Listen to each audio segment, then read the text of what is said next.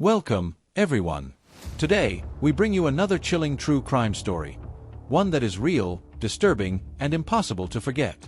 Every detail matters, and every moment leads closer to the truth.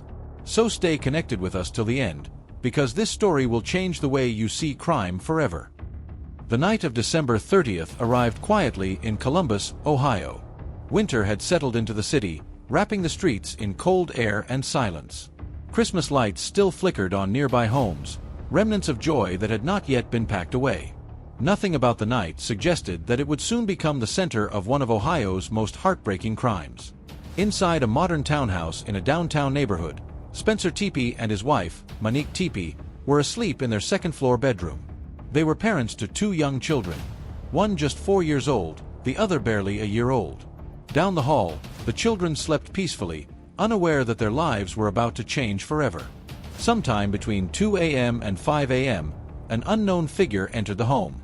There were no shattered windows, no broken doors, no signs of forced entry. Whoever came inside that house did not rush. They did not search rooms. They went straight upstairs. Gunshots shattered the silence. Investigators would later believe that Spencer and Monnique were likely asleep when they were shot. The attack was fast, controlled, and deliberate. Shell casings from a 9mm firearm were left behind, small pieces of metal that would become crucial evidence in the days to come. And then, just as suddenly as it began, the violence ended. The killer left. The house returned to silence. The children slept through it all. By sunrise, the townhouse looked no different than it had the night before. Neighbors went about their mornings unaware that two people lay dead just a few feet away from where their children would soon wake up. The crime had already happened, but no one knew yet. From the outside, Spencer and Monnique Tepee appeared to have the kind of life people admired. Spencer was a dentist, hardworking, reliable, and respected by his co-workers. He was the kind of employee who never missed work without explanation. Monnique, a former educator, was now a stay-at-home mother devoted to raising their children. Friends described them as warm, welcoming, and full of energy. Their home was often filled with laughter. They loved hosting friends, celebrating milestones, and building memories as a family. They had met years earlier, fallen in love, and married in 2020. Together, they built a life that seemed steady and full of promise. Two children followed. A home in a growing neighborhood. Careers and plans stretching far into the future. There were no public signs of trouble. No financial distress. No known threats. No visible conflicts.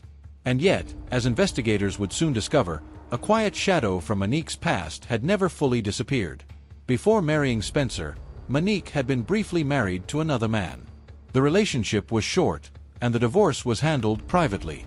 To most people, it was history, closed, forgotten, irrelevant. But not everyone had moved on. On the morning of December 30th, concern began when Spencer failed to arrive at work. Calls went unanswered. Text messages were ignored. This behavior was completely out of character. Spencer's employer contacted police and requested a welfare check. An officer was dispatched, but went to the wrong address. After knocking and seeing nothing suspicious, the officer left. Minutes later, friends arrived at the correct home. They knocked repeatedly. No response. Then they heard something chilling, children crying inside. Panic took over. Another 911 call was made. This time, the tone was urgent. Friends debated breaking in. When they gained access to the house, the truth revealed itself upstairs. Spencer lay near the bed. Blood was visible. It was immediately clear that he was dead. Police and medics rushed to the scene. Monnique was found nearby, also suffering from gunshot wounds. Both were pronounced dead at 10:11 a.m.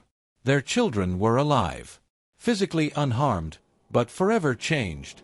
As detectives searched for answers, attention slowly shifted to Monnique's former husband, Michael McCoo. The marriage had ended years earlier, but investigators learned that McCoo struggled to let go. Despite the short duration of the relationship, he reportedly remained emotionally attached. Detectives began piecing together timelines, communications, and movements. Old messages. Old resentments. Old wounds that had never healed. What initially appeared to be a perfect family life began to reveal fractures hidden beneath the surface.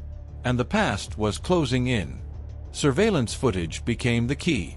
A grainy video showed a man walking down an alley near the Tepee home during the critical early morning hours. He kept his head down, moving with purpose.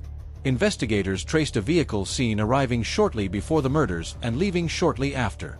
That vehicle was later connected to Michael McCoo. The car was eventually located in Rockford, Illinois. Ballistics confirmed the weapon type. The timeline fit. The movements aligned. The pieces were coming together. Just days before Spencer and Monnique were scheduled to be laid to rest, police made their move. Michael McCoo was taken into custody in Illinois. The timing stunned everyone. As families prepared funerals, investigators filed murder charges. McCoo awaited extradition to Ohio, where he would face accusations that would follow him for the rest of his life. Justice, it seemed, was finally catching up. Spencer and Monnique were buried together. Their children were placed with family members who would now raise them without their parents. The townhouse grew quiet.